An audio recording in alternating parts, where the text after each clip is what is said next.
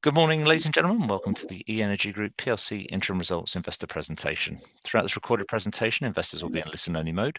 Questions are encouraged and can be submitted at any time using the Q&A tab situated on the right-hand corner of your screen. Just please simply type in your questions at any time and press send. The company may not be in a position to answer every question it receives during the meeting itself. However, the company review all questions submitted today and we'll publish responses where it's appropriate to do so. Before we begin, we'd like to submit the following poll, and we'll be appreciative of your participation. And I'd now like to hand over to CEO Harvey Sinclair. Good morning. Good morning. So I'm very pleased with the progress the business has made since our last update. We've clearly been through a period of both stabilization, post-integration, in particular for the energy management division, but also a period of very strong growth for the energy services division. Despite the focus on integration and delivering operating model efficiencies, we've seen really strong growth for both revenue, which is up 58%, and importantly, EBITDA, which is up 85% year on year. Underlying non-acquisition related organic growth has also been very steady with energy management at 8% year on year, and this division is now well poised to expand into new and exciting areas within the sustainability service arena. In tandem, we've been extremely pleased with the strong revenue growth within energy services, which has grown at 80% year on year, as the business starts to scale multiple revenue streams across new services to new and existing customers. Post-period, our momentum in sales for Q3 is driving revenue into Q4, and we've already got 93% visibility on our full year revenue expectation. We've worked really hard this year to stabilize our net debt position, and I'm confident that the business is going to deliver healthy cash generation as we move into Q4. We had 1.1 million of cash as of last Friday, noting 500,000 of that was in relation to a strategic partnership, which is due to close in the next few weeks. In terms of our customer proposition, this slide really explains both how we offer our customers our various services, but also links back to our respective revenue models. We provide our customers with four very, very clear services, and effectively they form part of a journey to net zero. And these are executed either by energy management or through energy services.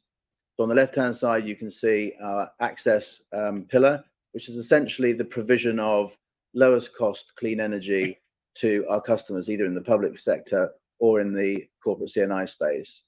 Our revenues are generated largely as a result of commissions paid through energy suppliers. And we take a very conservative revenue recognition policy here, where we recognize 80% over the life of the contract. We've got a very robust customer base here, where we are renewing on average 85% of our customers who generally sign 3-year contracts. With healthy gross margin at 77%, and this platform here provides access to a number of customers from which we can sell energy services. Across energy services, we have 3 pillars. The first is around tackling energy wastage for our customers. As we talked about in the past, a third of all energy consumed by buildings is wasted, and we believe it is almost impossible to get to net zero unless you have a really clear, visible access to your circuit level data. We have our energy efficiency division, which was our core business. This is helping customers reduce their demand for energy across their portfolios. And we've successfully launched our PV and an EV charging business under the Connect division. These 3 pillars all largely work off the same revenue model, which is where we utilize the financing of our energy solutions via third parties, off balance sheet to EENERGY, and where we take a effective margin on installation of those solutions through the sale of receivables back to our funders. The margins across these divisions are as follows: 50% in the smart metering business, between 34% and 36% in the energy efficiency division, 30% in our EV charging business, and between 25% and 30% for our solar business. So hopefully that is clear on how we monetize our various services. We've got a number of growth drivers in our business. Clearly, we're in a very strong market where there are tailwinds helping drive momentum for all customers on the journey to net zero. Clearly, there is a high energy price environment. We believe that's going to be sustained into the future. Our integrated net zero proposition helps our customers deal with one partner strategically. We think that is extremely valuable. A lot of our competitors are single product service providers. Our multi-service offering, I think, resonates very strongly with our customers, and particularly in the public sector, where frameworks are used to acquire services to customers. Our innovative as a service solution is incredibly powerful in a capital constrained environment, and in particular for the public sector, where capital is in particular scarcity. I think our as a service solution is really resonating very well. Within energy management, clearly we've got a very sticky customer base, and these customers are leaning towards EENERGY now as their energy consultancy to drive pathways to net zero. Now, our key differentiation as a business has always been around our two platforms, and we think these really differentiate ourselves in the market.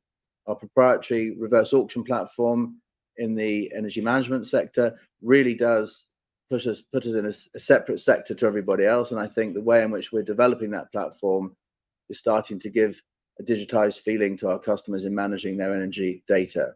Our smart metering platform is developed in-house, and we have both hardware and software that we're able to monetize across both divisions. I think one of the things that we're starting to see as we progress into the second half is our pivot to much larger customers, and we're starting to see large multi-site customers, both in education and healthcare, engage with us, which gives us a level of greater predictability.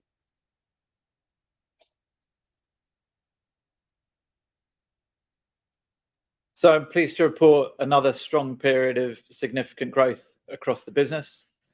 Revenue of 15.1 million was up 58% year on year, driving adjusted EBITDA growth of 87% to 1.5 million. In a period without any M&A, we've been able to show a much cleaner P&L, with exceptionals of only 250k, down from 1.2 million in the prior year. That's enabled us to report profit before tax of 0.4 million, which is a marked turnaround on the 1 million loss before tax last time. I'm pleased with the significant momentum in energy services in particular. During the period, 10.6 million of TCV was signed, including a high level of repeat business. And we're showing strong initial momentum in both eSolar and eCharge, which we expect to be key drivers of growth going forward.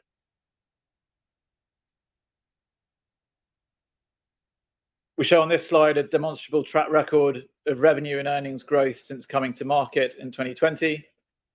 That includes through an intensive integration period.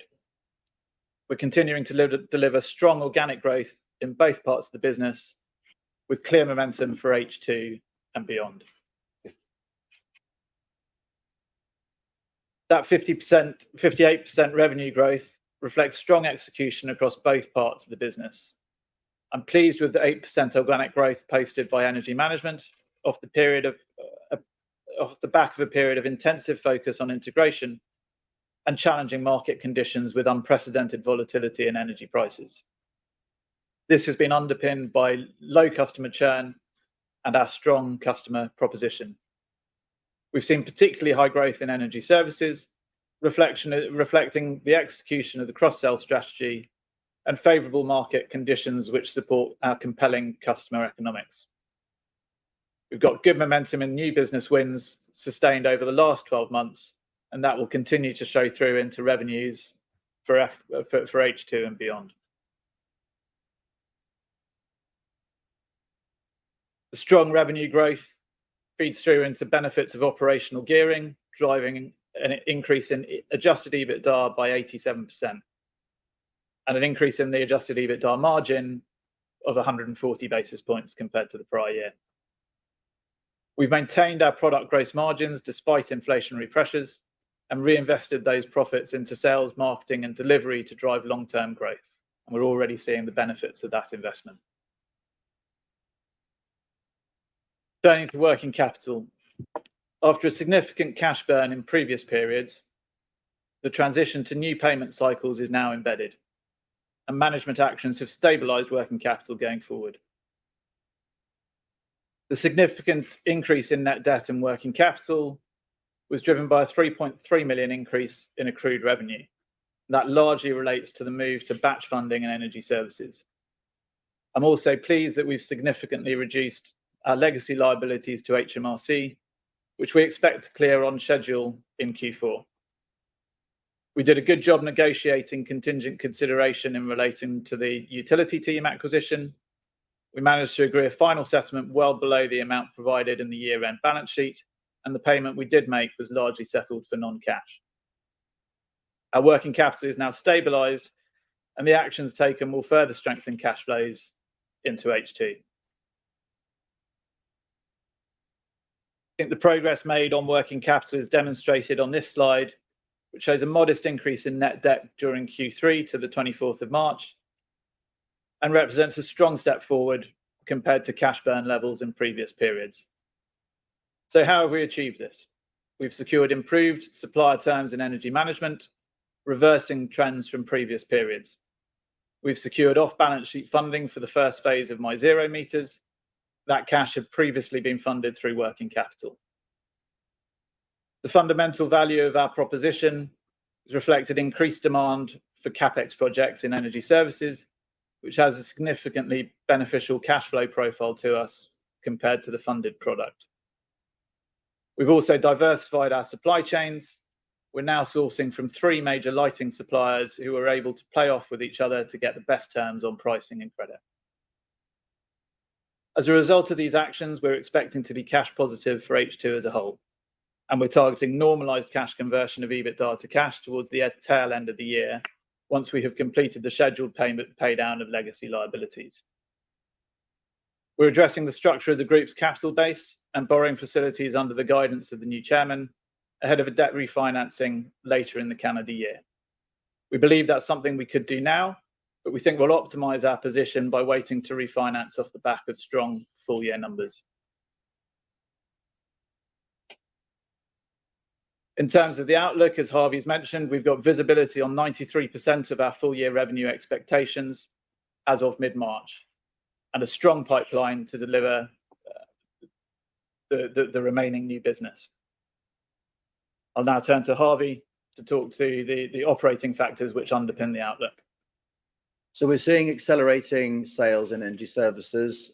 Post-period, we've had a record Q3 in terms of sales, and that's driving visibility of revenue into Q4. One of these particular growth areas has been the pivot to healthcare, as well as a sustained acquisition win of large multi-site customers in education. The continued investment in our digitized strategy for energy management has meant that our customer experience has strengthened, and as a result, we're able to maintain robust customer renewal rates. We're also seeing in H2 the impact of the sales in solar and EV charging from prior periods, which are now impacting revenue in this period, which were absent this time last year. And then as a result of the operating efficiencies that we've been able to deliver in the business in the integration period, we're starting to see that cost gearing coming through to H2, which will deliver those additional gearing benefits.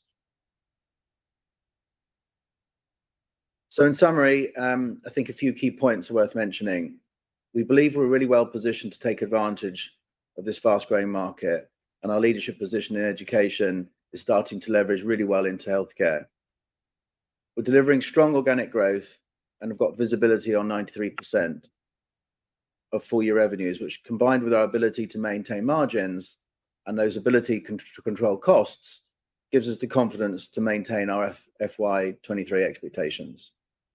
Fortunately, we're seeing underlying profitability flowing through to cash generation in H2, and we've got a material reduction in exceptional charges this year, so we're expecting to deliver a much cleaner EBITDA performance.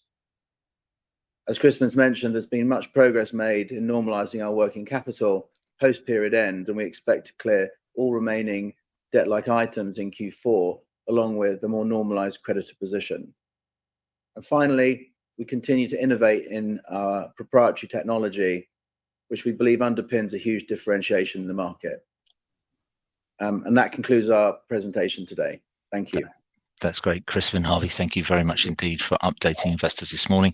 Ladies and gentlemen, please do continue to submit your questions using the Q&A tab situated on the right-hand corner of your screen. But just while the company take a few moments to review your questions submitted already, I'd like to remind you that a recording of this presentation, along with a copy of the slides and the published Q&A, will be accessible via your Investor Meet company dashboard. Chris and Harvey, as you can see, you've had a number of questions from investors today. So thank you firstly to everybody for their engagement this morning. Perhaps if I may, Harvey, if I just hand back to you to read out any of those questions and give a response where it's appropriate to do so, and I'll pick up from you at the end. Okay, sure. One of the questions here is any plans to expand our services into new verticals and sectors? It's a great question. I think one of our core pillars now is healthcare. We think it's a direct complement to our education strategy. We're going deeper into education to move into further education, higher education, as well as the peripheries around that. So within healthcare, for example, we are very focused in the private healthcare space at the moment, and having won a number of standalone NHS projects, we believe we've now got sufficient reference base for which we can sort of leverage into frameworks.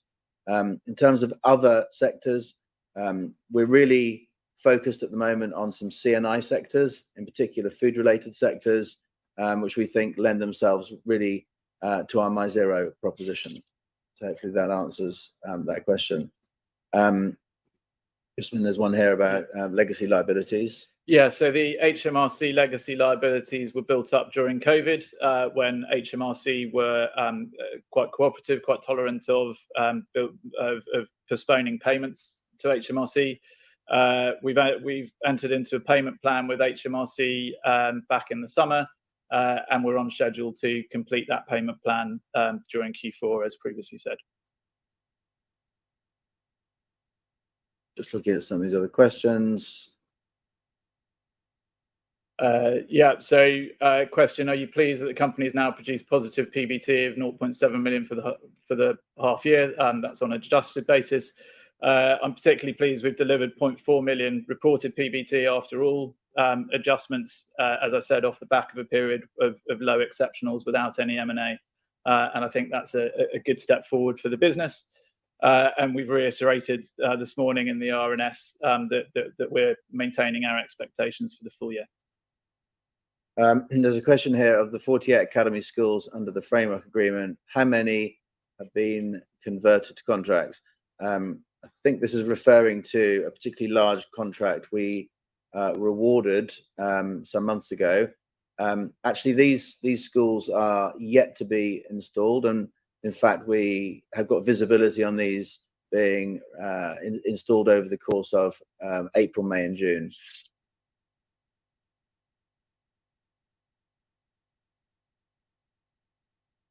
There's a question here around what is the current status of the subordinated debt facility? Yeah, so I think, as I said in the presentation, we're expecting to refinance both the subordinated debt facility and the revolving credit facility later in the year. That's something we think we could do now, but I think we'll optimize our position by waiting until we've delivered the full year numbers. There's a question here: who are our main competitors?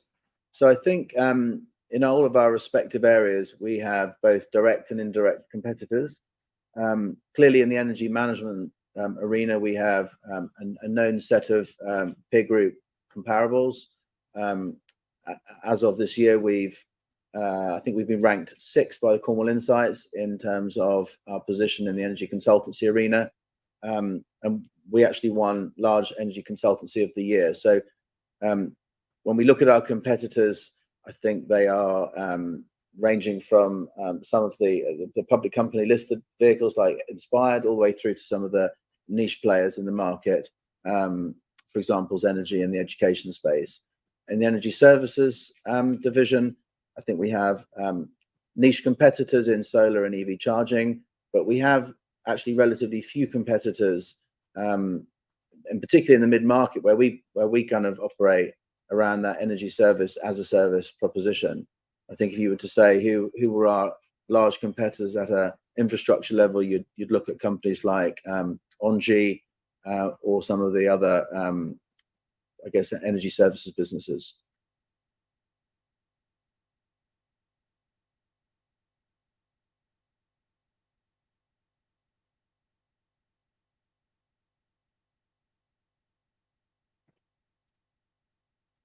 Looking through these questions. There's a question here around when, if any, do you foresee to raise any more cash funding? We have no intention of doing a fundraise. We're focused on organic growth. We've got an exciting future ahead of us, and we're pleased with our operating plan at the moment to be able to deliver that over the current and future reporting periods. There's a question on accounts receivable as well. I think the primary balance within accounts receivable is accrued revenues, and that's a function of the switch to batch funding and the payment terms in energy management. We do track that closely, but we see obviously the inverse of the accrued revenue is strong contracted cash flows for the future.